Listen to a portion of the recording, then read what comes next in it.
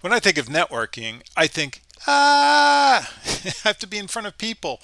And I've got a coworker who thinks networking with people is just a waste of time. And I get it, it's tough. Networking can be just staying in touch with people with emails, calling them, but a lot of times it has to do with maybe you're attending an after work activity. And I get that. That could be a bit of a waste of time if those people are just going to hover around the boss and try to get in favor. But I really disagree with it being a waste of time. It not only is there to sharpen your skills, networking, it develops that rapport with other people. With more people and their buying, you can do more, whether it's internally, internal customers, internal counterparts, or externally. I mean, if it's externally, then it's about your business, it's about your sales, it's about the growth there. It's about a personal growth, and it's about understanding other people's needs and motives as well. So I disagree completely with him, and I think it's foundational to your career. Also, God forbid if you're laid off and you find yourself out of work, that networking that you've been doing is going to help you land your next job, one way or the other. So I lied to you already. Not going to apologize. I'm an IT guy. The first thing I think about when I hear the word networking is this. However, we're not talking about this. We could talk about this another day. And I've got another video posted on some networking stuff. We are talking about people networking. Now, I'm a bit of an introvert.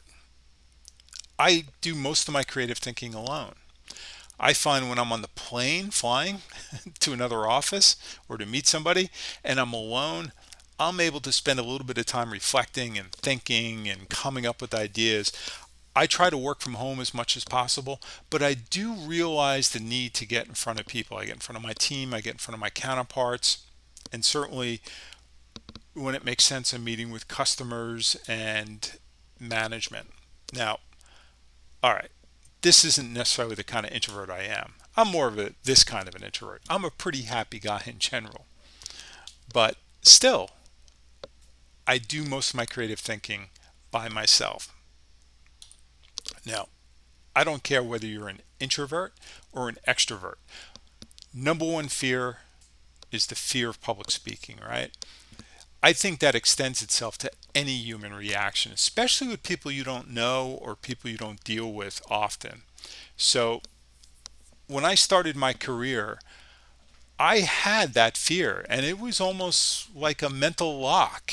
I guess I did some presentations in college, but presenting in front of my peers, I was always worried about. Presenting in front of management, I was always worried about. But meanwhile, I'd see some of my counterparts out there presenting and enjoying themselves.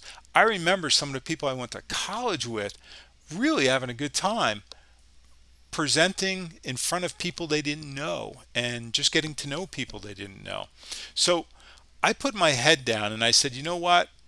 I'm going to be scared no matter what. I'm going to be scared whether I am not presenting and not meeting with people, or I'm going to be scared in front of them. So I made a lot of mistakes and I just forged forward. But after a few decades of work, I presented in front of customers, I presented in front of project teams, I presented in front of different boards. I've presented in front of executive teams. They all have their different flavor, but it's all kind of the same thing. You have to get comfortable with it. And one big lesson that I've had is I was presenting in front of a user conference. It was a big Hewlett Packard user conference. And I was giving training. Now, at training at any time, there'd be about 20, 30 people in the room that I was in. The guy in the room next to me, we'll call him Mike because that was his name. He had worked for Hewlett Packard at one point. He's the guy who taught me, talk about technical networking. He taught me networking. He also taught me a lot about contracts with customers. But he taught me about networking. He was a pretty bright guy. And he had a lot of experience. He was my age, but still had a lot of experience training people. So he was pretty technically savvy. I have some technical skills, but at a Hewlett-Packard user conference, they're all technical people. I didn't think I would have more skills than the people that were sitting down in front of me.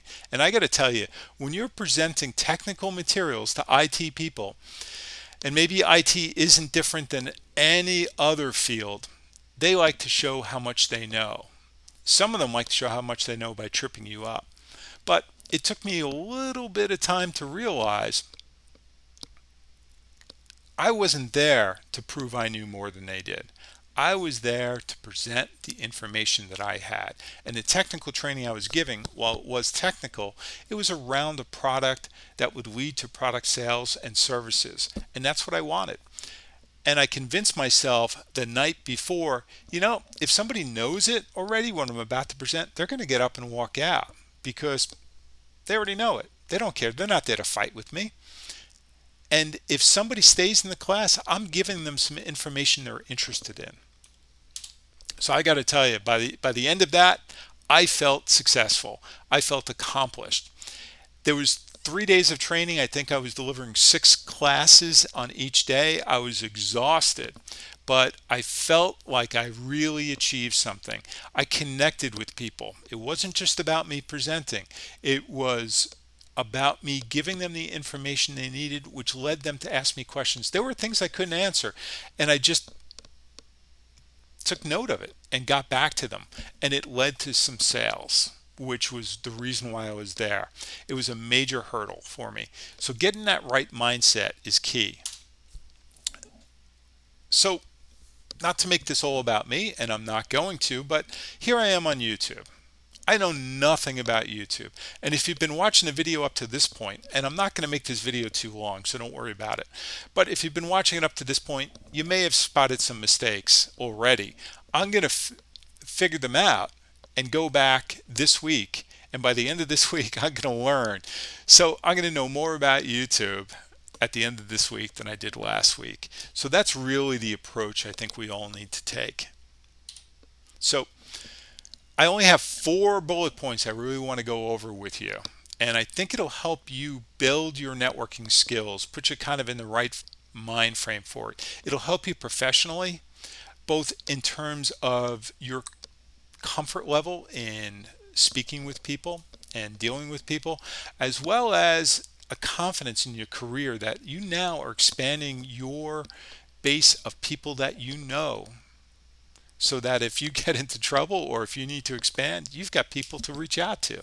So stick with me. You're going to have this. When you're attending any sort of network event, whether you're presenting or you're just in some after work activity, don't worry about performing. Don't worry about being on. Certainly if you're presenting, you want to make your presentation interesting. So there's a little bit of performance in there. But your real focus should be on the others there. Why are they there? What are they trying to get out of it? What is their interest? Even if you're presenting, you can do that. And certainly if it's one-on-one or if you're speaking to a group, you want to focus on their interest. So don't sweat your performance. The number one thing that I think you should walk away with is listening. Really listen. That's the best way to network. When somebody's speaking, genuinely listen to them.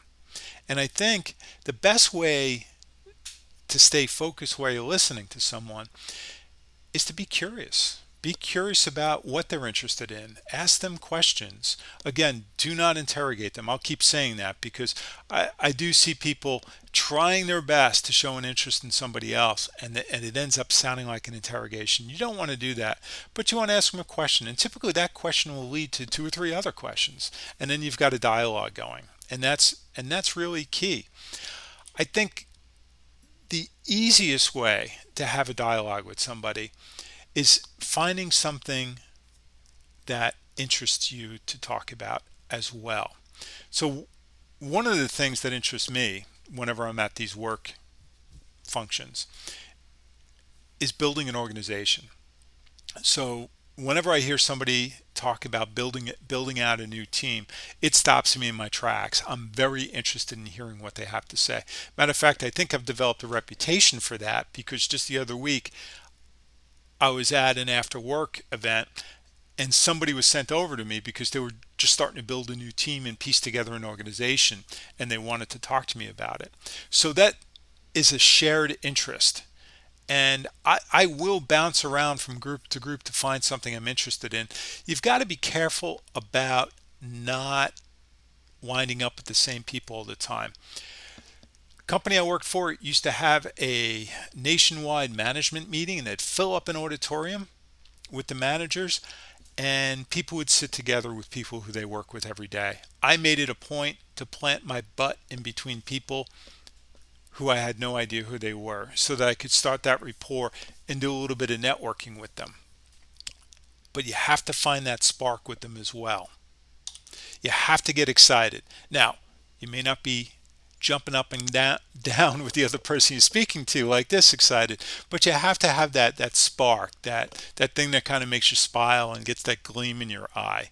That's what is going to be rememberable for sure. Another thing to do is called the last big idea. So where you're listening to people, you want to listen to their last big idea, and you treat it as a game, and you think about it before you go into speaking to people, that this is going to be your game. Works very well one-on-one with somebody, and I really think I really treat it as a game, and I focus on it when I'm speaking one-on-one to somebody, because it does keep you focused on what you're speaking about. Now, when people are speaking to somebody they haven't met, or they really don't speak to that often, on a not formal work event environment, the first couple of things they're going to talk about is like them dipping their toe into the water. It's probably not what they're focused on. It's probably not what they're excited about. It may not even be true what they're going to talk about. They're just trying to talk about something that's safe, that won't embarrass them. But as they speak, and as you show an interest in what they're talking about, and they detect that sincerity, the last big idea that they talk about is the one they really care about. Now, it could be a work thing. It could be that they're building a new team. It could be a project that they're working on. It could be their family or their dog. That is what they're really interested in. That's all good. You treat them all equally. Now, if it's a work thing, you may be able to latch on to that professionally and work with them, and you can both develop. However, even if it's about their dog, especially if it's about an Australian Shepherd, because we all know Australian Shepherds are the best dogs, but even if it's about their dog, it's a connection that you're going to form with them if you're listening to them and you remember it. So try playing the last big idea next time you're networking with people and you're speaking to them. And honestly, you can even just bump into somebody in a coffee shop and start a conversation with them and try that game. I've done that. Now, one of my greatest fears that causes anxiety to me is to walk into a room. I try to time when I'm going to events or meetings where I know that there'll be people and they'll be congregating. I try to time it so that I get there at the right time, not too early, so I'm not waiting around feeling awkward, and not too late, because my greatest anxiety is walking into a room full of people that are already talking to one another, and I've got to break into it. So what I do is I pretend I'm the host in that situation, and I just wade into the crowd. I don't put my head down. I keep my head up. I try to put a smile on, a sincere smile. Fake smile is the worst. And I walk into the room. I look to see if there's anybody I can take care of. If I can, and maybe it's giving them a drink or something. But I've also walked up to small pockets of people that seem to hit a low in the conversation, and I've said something corny but somewhat sincere, and kidding around, saying, "You guys look like the most fun group in this area. Mind if I break in?" And I got to tell you, that's never not worked. I've always been able to break in and be part of that conversation with people. But the best thing to do is, again, ask people questions, sincere questions. Don't interrogate them. Ask them some questions, put them at ease, make sure they're comfortable. At the end of the day, good manners is really just about making sure that somebody else is comfortable. And if you do these things, to me, I like to work independently, and that's where I do my most creative thinking. But you can't get anything done without this networking, without really working with people. So there's a concept out there, we is greater than me. And while I'm an introvert and I do like to formulate some ideas on my own, I realize I can't get anything done without people. And I need to network and establish a really solid foundation of a network, of a team of people that I could bounce things off of and speak to and draw upon. So we is greater than me, and keep that in mind.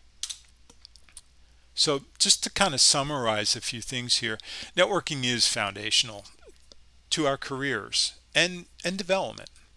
It's not always about a sales pitch. Sometimes it is. Sometimes you can work that in, but I don't think that's the main focus of networking. Or business cards, exchanging information. I don't know if anybody really uses business cards outside of a few professionals anymore, but you know what I mean.